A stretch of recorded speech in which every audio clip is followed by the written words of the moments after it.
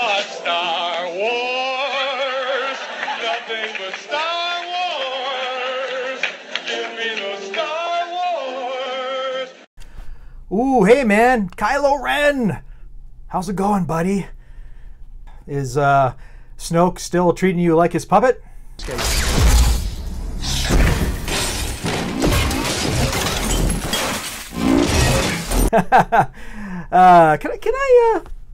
I call you Ben? Ben! There's a new Star Wars movie coming out today. Rogue One, a Star Wars story. Save the rebellion! Save the dream!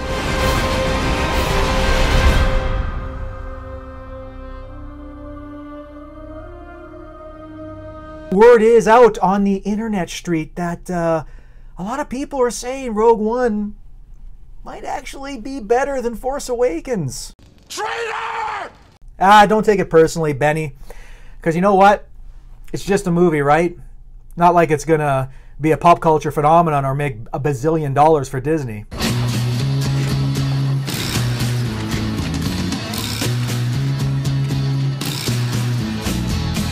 But you know what I'm going to do? I'm going to, leave my comfy and warm apartment. I'm going to go grab me some poutine because nothing's better than a healthy poutine meal before seeing a Star Wars film.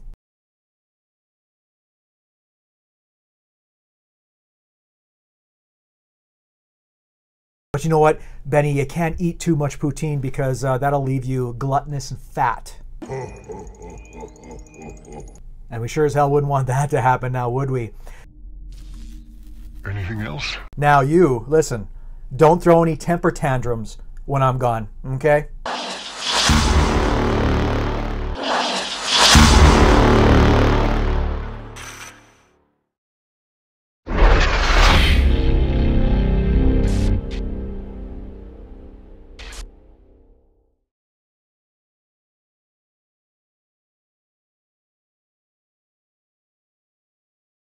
Hey gang, alright, I just got out of Rogue One, a Star Wars story. I made it home to do this review and immediately I learned one valuable lesson from this movie. Your grandpa is way cooler than you will ever be. Deal with it, whiny Sith fanboy wannabe. Most impressive. Anywho, how was Rogue One a Star Wars story? Right off the cuff, I'm going to say I enjoyed this movie significantly more than The Force Awakens. And Traitor! For reasons that I will go into in great detail, but I think primarily I found it to be a completely original and self-sustained story that really hasn't been told before. And I think one of my big problems with The Force Awakens, even though I did like the film, is that it was really just appropriating too many elements from the original 1977 Star Wars film for my own taste. So I think the film lacked a lot of conceptual imagination. You Wookiee sack of And I think Rogue One has an awful lot of conceptual imagination,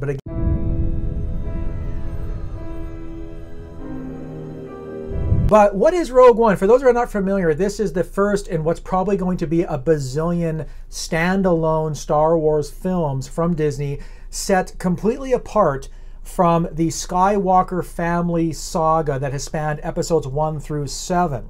But nevertheless, it takes place within the universe of Star Wars. And you know what? For Disney to come out and say that this is a standalone film is a real misnomer, because this film is sort of a sequel to Episode 3, Revenge of the Sith, and it is a direct, and emphasis on direct, prequel to 1977's A New Hope. The Death Star plans are not in the main computer. I know the word prequel is a naughty, dirty word in fanboy circles, and Disney doesn't want to come right out and say it, but I'm going to say it.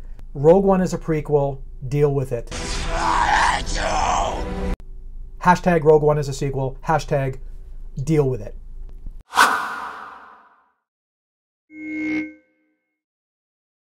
I will come to the defense of this film for those that have complained that it's anticlimactic, because all the fanboys are like, well, we know how the Rebel Alliance stole the Death Star plans, and we know that they destroyed the Death Star in A New Hope.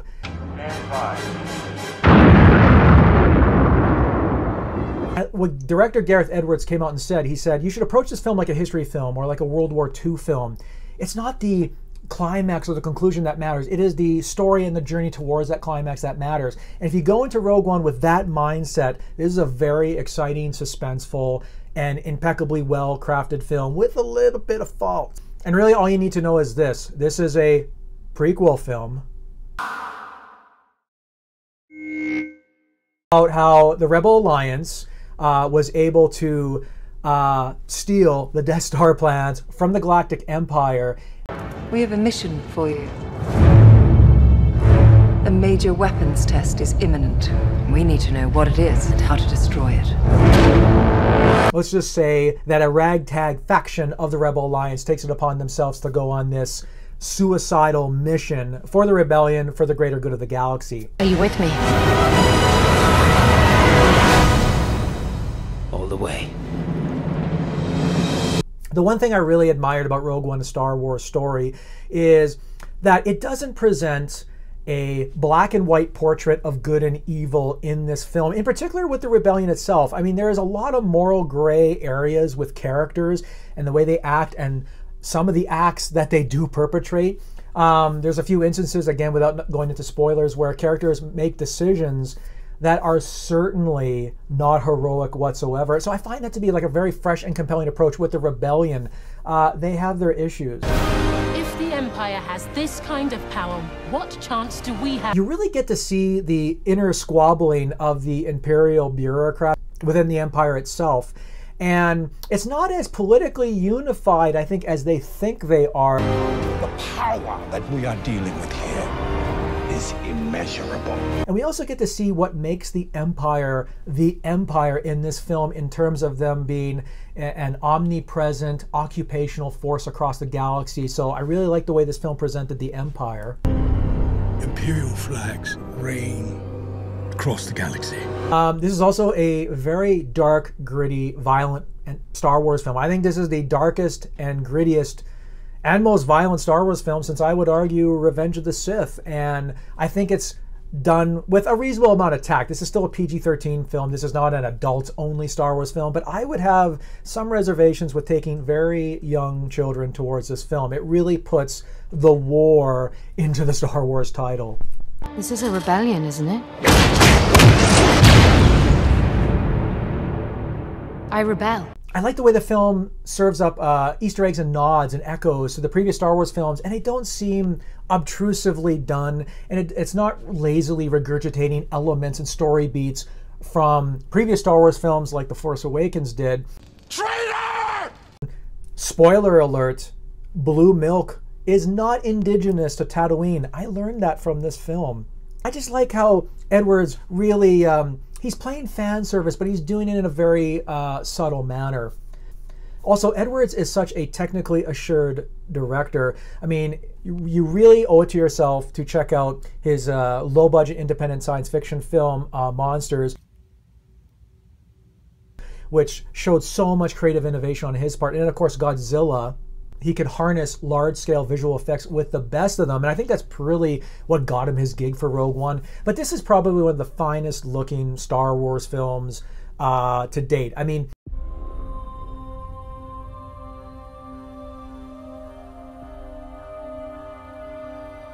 Jin, whatever I do it to protect you. Edwards is great, especially as he demonstrated in Godzilla, with creating a sense of scale and scope with these films. You gain a semblance of the enormity of the Death Star and the enormity of the Star Destroyers and the worlds and so forth.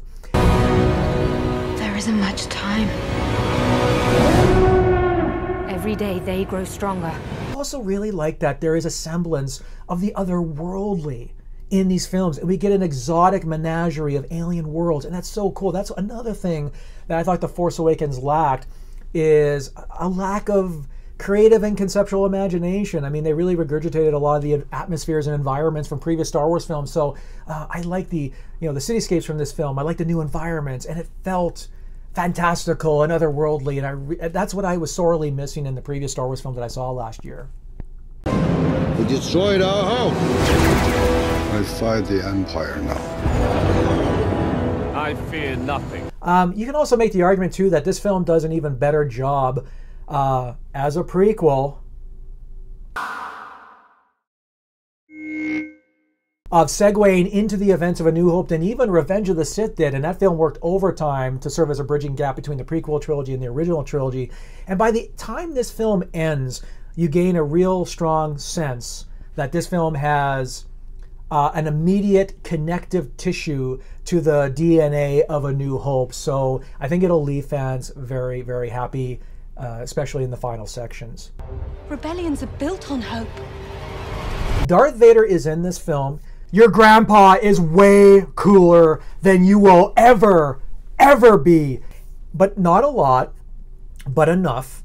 And it's odd that this film, and even in Revenge of the Sith, Vader somehow just doesn't look the same. I don't know if it's the costuming or the way they designed the new outfit, but he still seems to look better in the original trilogy. I can't quite put my finger on it. He just looks a little off. But it is such a sublime pleasure to hear the iconic bassy voice of James Earl Jones return to voice Vader in a few of the scenes that he does occupy in this film. The final sections of Rogue One: A Star Wars Story is pure Star Wars rock and roll, and it really shows again how gifted Gareth Edwards is at delivering large-scale battles and visual effect sequences that have come to define the Star Wars saga. We'll take the next chance. And the next. It's really just sort of breathlessly orchestrated, and even though I knew the outcome, I was still energized and jazzed by watching it all. And you know, the film has thanklessly good performances that feel lived in and textured.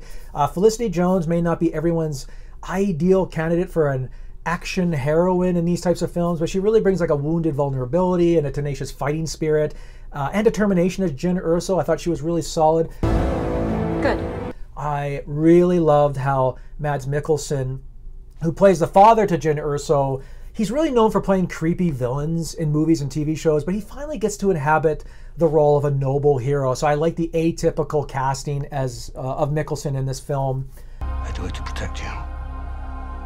So you understand? I understand. Diego Luna surprised me. Based on what I saw in the trailers, I didn't think he had a lot of panache. I didn't think he had charisma in the trailers, but you should never judge a film based on its trailer. No! But I thought he was really great. I thought he was good as this rebel with a somewhat wonky ethical compass. If you're really doing this, I want to help. Donnie Yen shows up as this very compelling blind monk-like martial artist that's attuned with the Force. So that's a very interesting character. All is as the Force wills it. Riz Ahmed, who I thought was brilliant in a recent movie called Nightcrawler, is also very effective here. They are requesting a call sign. It's Rogue One. I think some standouts are Alan Tudyk as the voice of this reprogrammed Imperial droid K2SO. And he's sort of like a cross between like Han Solo and C-3PO. If the two of them had a love child, if that union was ever physically possible. Have the sarcasm of Han Solo and the analytical spirit of C-3PO kind of rolled joyously together. And I love seeing a droid in a Star Wars film with a really sarcastic edge. The captain says you are a friend. I will not kill you. Thanks.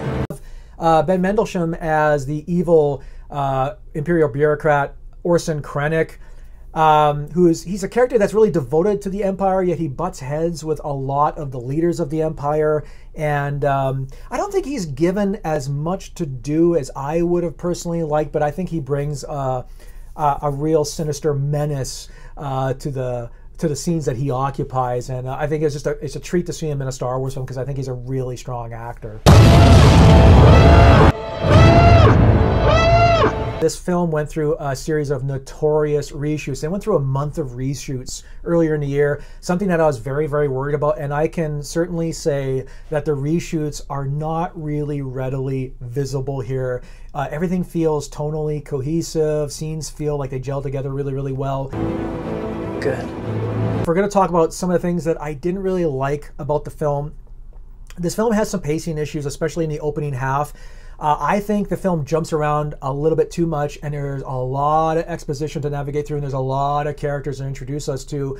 And you know, George Lucas, if he did anything brilliantly with the original Star Wars film, is he thrust viewers with a stark immediacy into the world, and he didn't waste time on wasteful exposition and introducing characters. He just he threw you in there and was like, this is the world, now play around in it.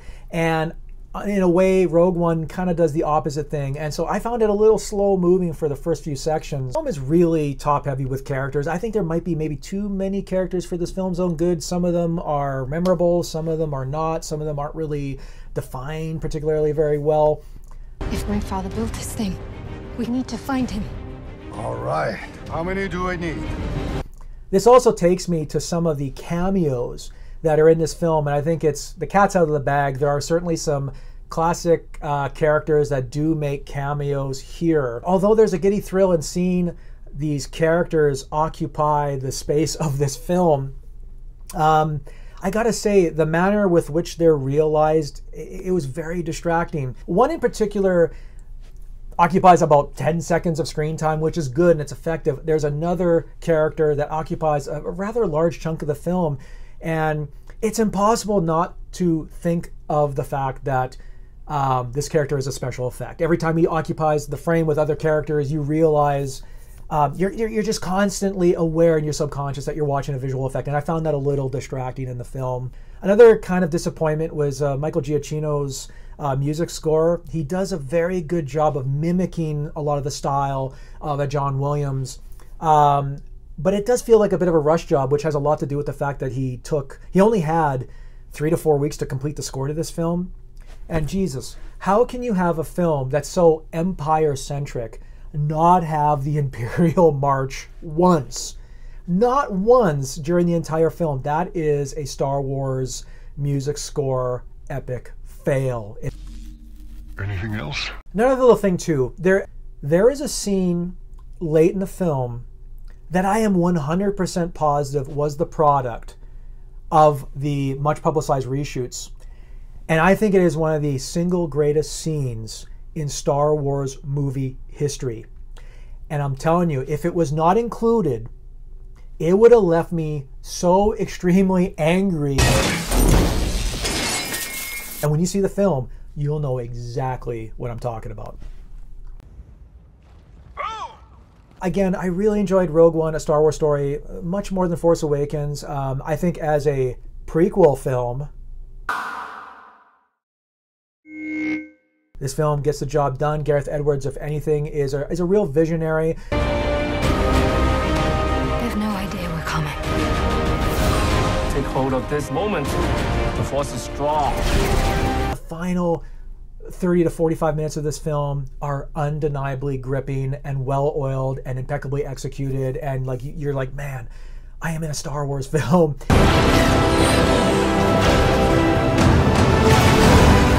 So there you go. There is my review of Rogue One, A Star Wars Story. Let me know in the comments below what you thought of the film. Once again, thank you very much for watching. If you could like this video, I'd really appreciate it. If you could subscribe to my channel, that would mean the world to me, and may the Force be with you. I've turned the moon into what I like to call a Death Star.